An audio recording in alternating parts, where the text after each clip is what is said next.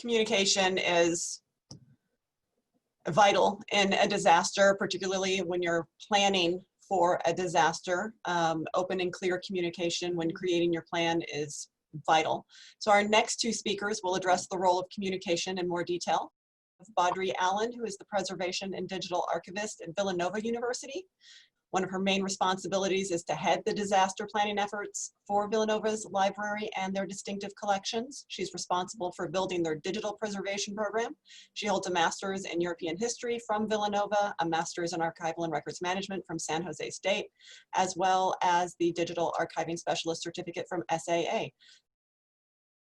Well, hello, and thank you everyone for joining. I'm really excited to present and also hear the presentations of the other panelists.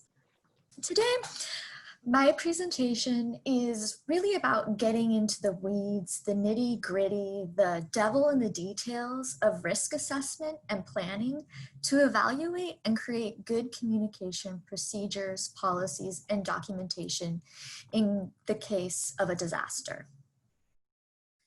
This means having a comprehensive understanding of the flow of communication as a risk assessment factor to review. You want to outline how operations function and how departments and issues are communicated. What should be the expectations of communication during the event of a disaster? Just like measuring external threats and internal threats, include internal communication part of personnel and procedures evaluations. Go beyond looking if staff are trained, but are they aware of who they need to communicate? What type of information needs to be transmitted? And this idea of prioritizing the review of workflow of communication from the onset will provide a foundation for later advocacy, strengthen communication lines in planning, and responding to any type of disaster. This is especially necessary if you're thinking about incorporating the incident command system as your approach, which is a standardized approach to the command, control, and coordination of emergency response. This is used on federal enterprise level like FEMA, state level, and the private sector. The system calls upon for the designation of distinct roles and responsibilities of who handles what segment of recovery and response and how information is disseminated. Your risk assessment should help you identify communication gaps to help clear the way for planning and policy making. I'm a big proponent of this dedication of time working out how your communication workflows exist and how you can do better, especially if you're at an institution where it's procedural heavy, bureaucratic, or siloed, because we all know the great divide between theory and practice. You don't want communication to break down when it is most critical and time sensitive. At my institution, we really value and work upon the book Implementing the Incident Command System at an Institutional Level by David Carmichael. I'm going to be describing lessons learned at my institution of Falvey Memorial Library at Villanova. And what ended up happening is I needed to frame our risk assessment to identify crucial gaps that were compounding response and recovery options. Because at the end of 2018, I was hired as the Preservation and Digital Archivist. One of my responsibilities was to create a disaster plan. Now, the library had not updated the plan since 1996. At first, this is a jarring revelation, but through traditional risk assessment of environmental threats and a SWOT analysis, I discovered the hang-up didn't exclusively fall on outdated documentation, as the university really decided to take an approach of really centralizing operations as a whole through the years and set up pretty modern mechanisms in place. So what was described as the disaster plan for the library in 1996 kind of held true today.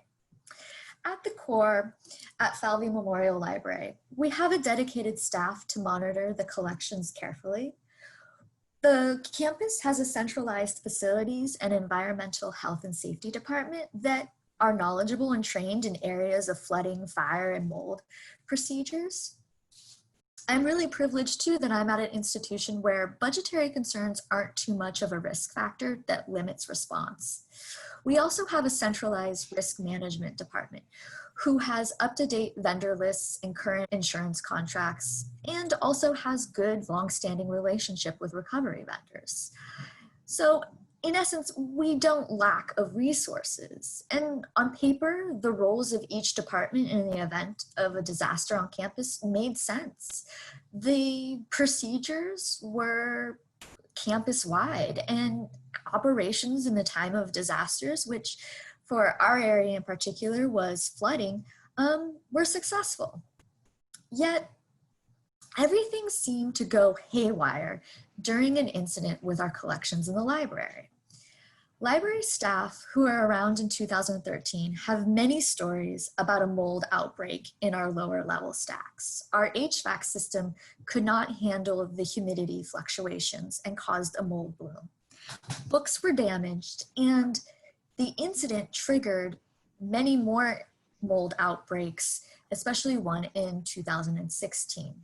And like I said, I was responsible for disaster planning. So when I arrived, I created a disaster planning task force. And we are also fortunate to get a grant with the Conservation Center for Art and Historic Artifacts to get consultation with a comprehensive risk assessment. In performing a risk assessment, the mold incident became a continuous sticking point because it was difficult to calculate the risk level of the mold outbreaks because there was no centralized documentation. It meant I had no record of the number of damaged books, what were the costs incurred by campus or the library, or even how procedures unfolded.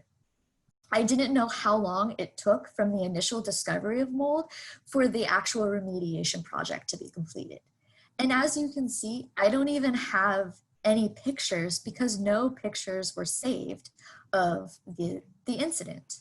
The area in the stacks where the mold outbreak happened contains over 70,000 books. Yet at this point, 2 years in creating this disaster plan, I can only estimate that maybe a few hundred books were damaged, but I don't know for sure.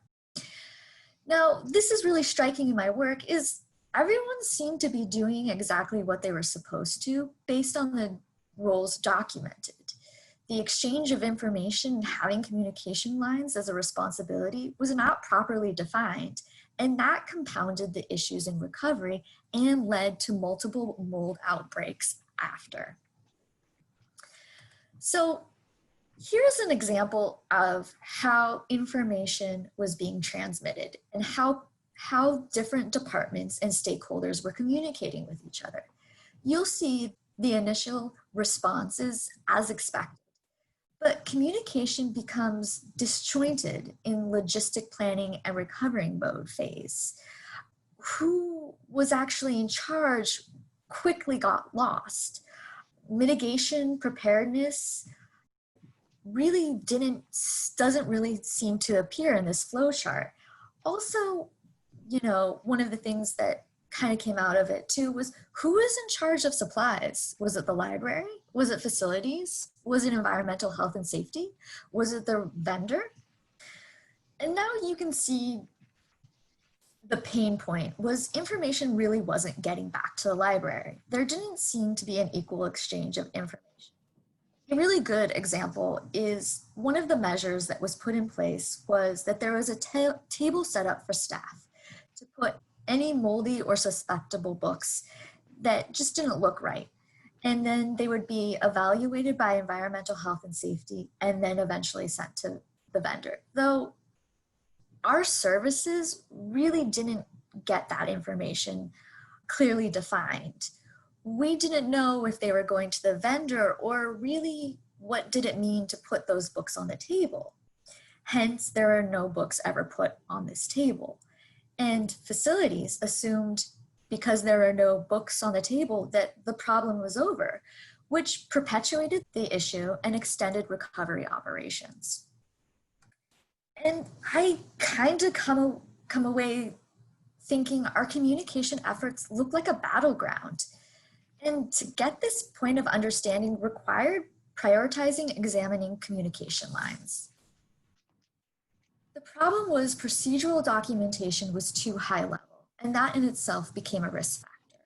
The procedures were too centralized and used across campus. It did not account for the uniqueness of the library or our collections.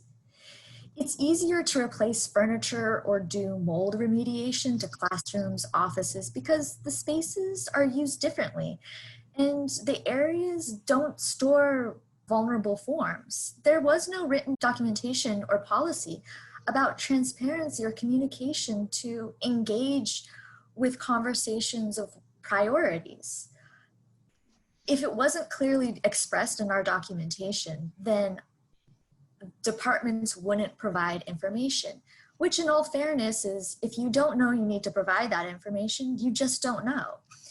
And no one really knew the value of information to other departments. So stakeholders really weren't understanding the operations of departments, and recovery services weren't really understanding the needs of the library.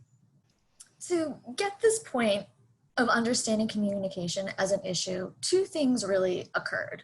One was the decision to work out more closely with assessing communication with each department, stakeholder, and recovery service. And having the Conservation Center was incredibly helpful because them stepping in with the risk assessment also supported the recommendation to review the lack of communication. And that gave me critical backing to pursue investigating this further. So I set out to get an understanding of operations and how communication works. I met in person with library staff, facilities, environmental health and safety department, our risk management department. And the conversations we were having, what was really important was to get across what were the operational workflows for each department during each type of disaster. What information did they need to work effectively in time of a collection disaster? I also wanted to communicate what the library needs and have a dialogue about identifying issues that each member could have seen. I also wanted to stress an established disaster plan was not going to be a static policy for the library, that we would always be evolving with our policies and our plans. And to acknowledge in some way, each department beyond us on campus needed to have documentation to address how to handle disasters in our library. These conversations were able to frame what was needed to address and be answered in a disaster plan and policymaking. But also what occurred is reestablish relationships to be on the same page. Each department now knows the library will be implementing an incident command system with an incident commander who will be engaged and needs to have the agency to be engaged with each action and each aspect of response. Each department now knows exactly what the library needs. Also on our end, in the library, incident reporting procedures are now in place so the library can track events of an incident. Planning became more collaborative, or at least more engaged with our concerns. For example, facilities had never identified or knew what our priority areas are and what made special collections and university archives unique. Our library has 3 HVAC systems, and all 3 have different lines of reporting, one going to a vendor, one going to facilities. And so there was so much mixed-matched information that facilities needed to understand, that the library needed to know how to communicate when a disaster occurred. And also another outcome to come out of this was transparency of actions and agreed upon milestones. For example, everybody needs to know the logistics planning of every step from every department. And this ultimately led to a foundation to create a space to evaluate how recovery was handled after the incident occurs, how we can share information to see what needs to be done differently or what needs to be in policy. Because most importantly, we need to make sure communication was a policy, because then actions and accountability would be set up so our recovery process wouldn't take so long. And so this concludes my presentation, and I want to thank everybody. And then I also want to extend that if you're coming across issues of how to engage with your external constituents like facilities and stuff, you know, I really recommend reaching out to me, because one of the things that I was able to do was create a list of sort of what were key points that needed to be addressed to facilities. For example, I found that I was able to engage really well with the community when I said that we couldn't effectively do our job if information wasn't communicated. So thank you.